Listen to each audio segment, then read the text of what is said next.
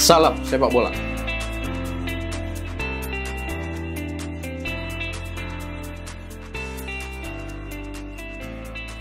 Halo teman-teman sepak bola Indonesia, bertemu lagi dengan saya Riza Hufaida dari Divisi Hukum APPI dalam acara sesi edukasi bersama APPI. Melanjutkan pembahasan tentang kontrak pemain, kali ini kita akan membahas mengenai hak dan kewajiban pemain yang merupakan inti dalam suatu kontrak antara teman pemain dengan klub. Pertama, kita akan membahas mengenai kewajiban teman-teman pemain. Karena sebelum teman-teman menuntut hak, pastikan teman-teman telah melaksanakan kewajiban dengan baik. Oke? Nah, kewajiban pemain sebagaimana diatur dalam standar player kontrak antara lain, satu, pemain wajib atau bermain dengan kemampuan terbaik. Ya, kemudian mengikuti latihan dan pertandingan sesuai dengan instruksi pelatih atau official yang berwenang dari pihak klub. Nah, yang ketiga ini juga penting, teman-teman pemain wajib menjaga gaya hidup sehat untuk mempertahankan standar tinggi terhadap kebugaran fisiknya.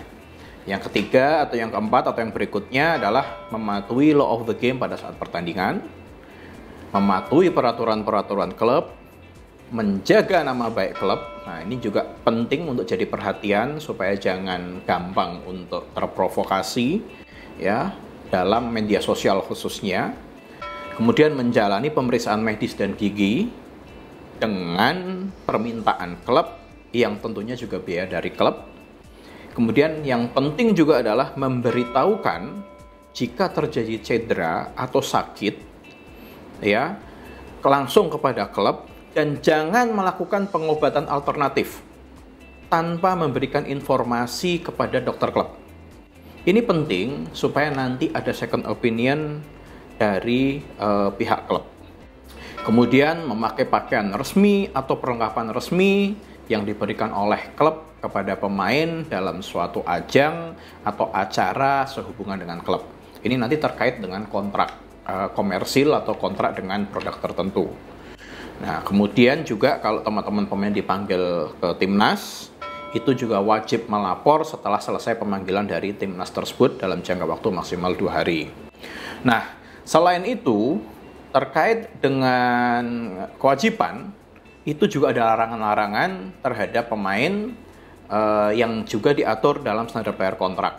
Antara lain, pemain tidak boleh melakukan atau terlibat dalam suatu kegiatan yang bisa menyebabkan batal atau dapat dibatalkannya polis asuransi pemain. Nah, ini penting ya, jadi nanti pemain juga harus tahu apa saja itu. Yang kedua adalah melakukan atau terlibat dalam pekerjaan atau bisnis atau berpartisipasi secara profesional dalam kegiatan olahraga lainnya tanpa persetujuan tertulis dari klub. Nah, ini juga teman-teman penting karena ini juga terkait dengan kepentingan klub juga dan juga menjaga penampilan pemain juga.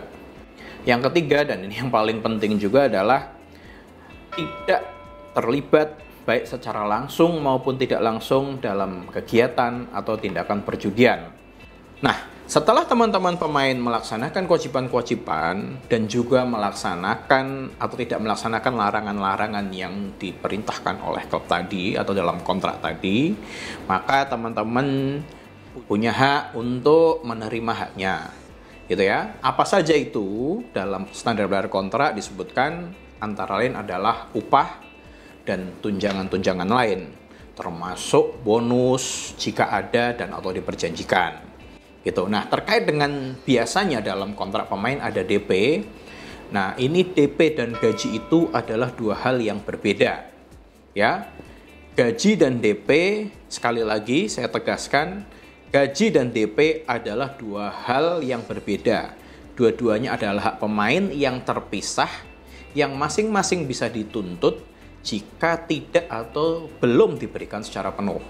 Jadi kalau di luaran ada yang mengklaim bahwa DP itu sudah dibayarkan tapi gajinya terlambat, lalu kemudian dianggap bahwa DP itu bagian dari gaji, itu adalah suatu hal yang tidak benar. karena DP adalah hak pemain tersendiri yang berbeda juga dengan gaji.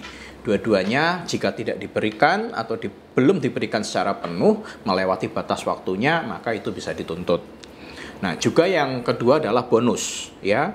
Karena bonus yang sangat mungkin diperjanjikan dengan klub itu terkait dengan performa teman-teman pemain. Seperti bonus mencetak gol, bonus assist, bonus clean sheet, dan bahkan bonus kemenangan tandang maupun kandang. Nah, ini juga teman-teman kalau memang itu diperjanjikan, silahkan dituntut atau silahkan diminta kalau memang ada tapi tidak atau belum dibayarkan. Nah, yang kemudian yang kedua selain mengenai upah dan tunjangan tadi adalah asuransi. Ya, ini hak pemain juga. Asuransi ini preminya wajib dibayar oleh klub. Ya, dan ini adalah hak pemain. Yang ketiga tentunya waktu istirahat dan liburan yang cukup. Ini penting juga sebenarnya, ya ini menjadi hak pemain juga dan tentunya juga kepentingan klub juga karena kebugaran dan juga kesegaran menjadi poin penting dalam pertandingan buat pemain. Yang kemudian yang berikutnya adalah memperoleh salinan kontrak. Nah, ini penting nih karena ini sering diabaikan oleh teman-teman pemain terutama. Kenapa?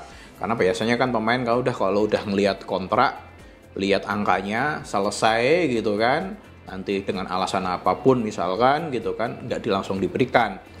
Nah, ini penting terkait dengan salinan kontrak karena salinan kontrak ini adalah hak teman-teman pemain. Penting untuk selalu kami ingatkan kepada teman-teman pemain agar jangan lupa selalu meminta salinan kontrak kepada klub pada saat penandatanganan kontrak karena itu adalah hak teman-teman pemain. Ya, jangan sungkan, jangan ragu, kapanpun ketika penandatanganan kontrak minta. Jangan sampai teman-teman pemain nggak pegang kontrak. Oke, minta kontraknya, baca, pahami, dan laksanakan isi kontrak dengan baik. Oke, sementara itu dulu teman-teman soal hak dan kewajiban pemain. Kalau teman-teman ada pertanyaan atau ingin berdiskusi lebih lanjut dengan kami, silahkan bisa langsung menghubungi APPI. Salam profesionalitas.